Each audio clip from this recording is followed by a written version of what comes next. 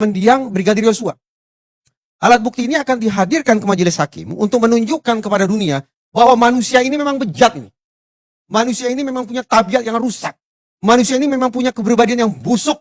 Sehingga betapapun sudah terjadi pembunuhan berencana, tapi pembunuhan berencana ini berlangsung karena ada peristiwa kejahatan pendahuluan, yaitu pelecehan seksual korban. Tadi kan saya katakan Undang-Undang TPKS mengatakan pertama adalah pembuktiannya lewat keterangan saksi dan atau korban. Sekarang korban. Korbannya siapa? Putri Chandrawati. Persoalannya adalah dari waktu ke waktu saya justru memotret tindak tanduk dan perkataan Putri Chandrawati ini tidak sesuai dengan profil korban kekerasan seksual yang saya pahami.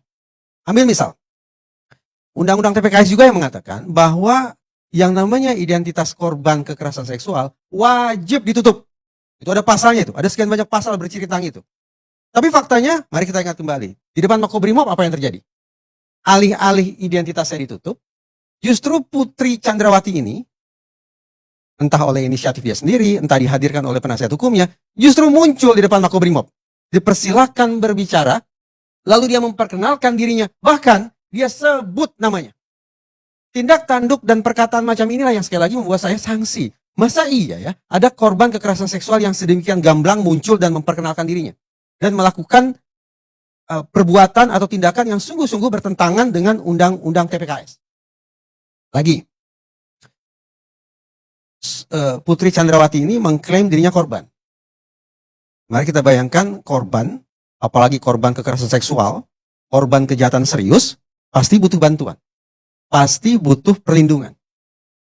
Tapi aneh bin ajaib, orang ini dikabarkan media ketika didatangi oleh LPSK, lembaga yang berwenang untuk memberikan perlindungan, justru Putri Chandrawati dikabarkan diam 1000 bahasa. Kan aneh. Dia butuh pertolongan, dia butuh perlindungan, tapi begitu didatangi pihak yang punya kewenangan memberikan perlindungan, justru Putri justru resisten. Korban macam apa ya? Tidak paham saya. 2. 3. Sudah banyaklah riset yang mengatakan bahwa kejahatan seksual itu tidak bisa disetarakan dengan kejahatan biasa. Bahkan sebagian ilmuwan mengatakan trauma yang dialami oleh korban kekerasan seksual adalah trauma di atas trauma. Korban terorisme bisa trauma.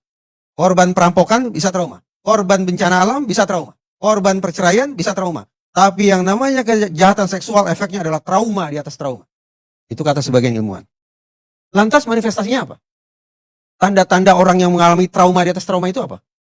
Dia akan memilih untuk mengisolasi dirinya.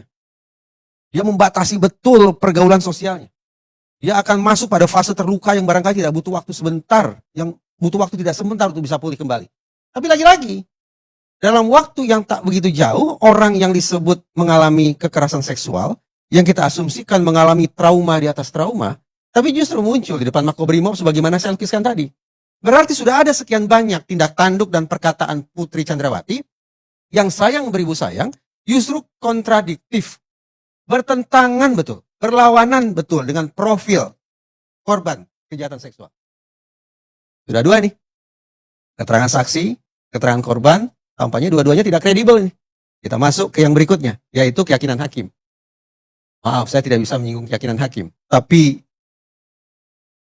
per hari ini lagi-lagi, kalau semata-mata mengandalkan pada sesi pemeriksaan terhadap saksi Susi, tampaknya saya bisa menyimpulkan hakim tidak teryakinkan.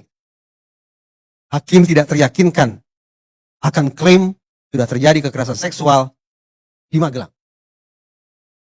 Polri pun sudah menyanggah terjadi kekerasan seksual di Duren 3. Sudah 2 ya, keterangan saksi dan korban, kemudian keyakinan hakim. Tinggal 1 ini. Kata Undang-Undang TPKS butuh 1 lagi nih. Apa itu? Alat bukti lainnya. Saya tidak tahu alat bukti apa kira-kira yang akan dihadirkan oleh Putri Chandrawati di persidangan. Toh ini sesungguhnya kan bukan kasus kekerasan seksual. Ya, itu bukan dakwaan. Jadi saya tidak membayangkan akan ada satu alat bukti yang dihadirkan. Tapi kemudian saya mencoba berimajinasi. Barangkali akan dihadirkan satu alat bukti bukan terkait dengan kekerasan seksual yang dialami oleh Putri. Konon bukan itu. Tapi boleh jadi akan dihadirkan satu alat bukti yang tujuannya adalah untuk menstigma. Menstigma siapa? Menstigma mendiang Brigadir Yosua. Alat bukti ini akan dihadirkan ke majelis hakim untuk menunjukkan kepada dunia bahwa manusia ini memang bejat ini. Manusia ini memang punya tabiat yang rusak. Manusia ini memang punya kepribadian yang busuk.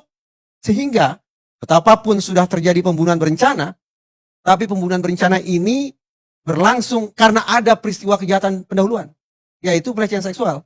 Sehingga betapapun suatu saat nanti andaikan Ferdi Sambo dan Putri Chandrawati dinyatakan bersalah oleh majelis hakim, tetap mereka harus dimaklumi sebagai seseorang atau dua orang yang sudah pernah tersakiti sebelumnya. Nah, alat bukti apa yang bisa diangkat dan disodorkan ke majelis hakim untuk menstigma mendiang Brigadir Y? Perkiraan saya, ini perkiraan, bisa benar bisa tidak. Perkiraan saya, alat bukti yang akan dihadirkan itu adalah hasil pemeriksaan psikologis. Saya tidak punya laporannya. Saya tidak baca laporannya. Dan saya pun tidak tahu apakah sungguh-sungguh laporan itu ada atau tidak. Tapi dugaan saya, ada sebuah laporan pemeriksaan psikologis yang nantinya akan diperlihatkan ke majelis hakim. Isinya ada dua, barangkali. Pertama, sekali lagi, labeling. Pemberian serba aneka predikat buruk bagi mendiang Brigadir Y. Yang kedua isinya adalah tampaknya simpulan bahwa Putri Chandrawati ini sungguh-sungguh berada dalam kondisi guncangan jiwa, dan guncangan jiwanya itu tidak mengada-ngada, tidak direkayasa akibat kekerasan seksual. Kalau memang ada simpulan macam itu, ada sekian banyak hal yang bisa kita ajukan sebagai pertanyaan balik ke kolega psikologi yang melakukan pemeriksaan itu. Misalnya, ini hanya misalnya. Pertama, ini instrumennya apa? Yang saya khawatir, Pak Karni, saya khawatir ya, instrumennya itu adalah self-report.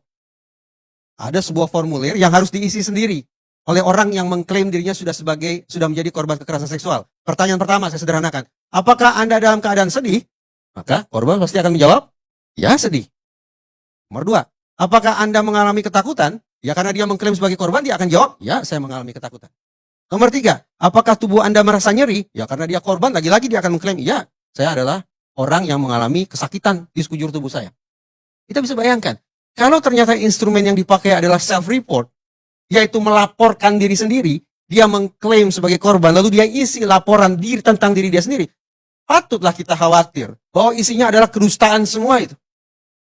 Lebih-lebih, saya tidak berprasangka buruk terhadap profesi dokter ya, tapi karena pihak yang kita perbincangkan ini punya latar belakang dokter, maka saya juga punya kekhawatiran pengetahuan dia, pengalaman dia di bidang kedokteran sedikit banyak membantu dia untuk memahami bagaimana mensiasati instrumen psikologi tersebut.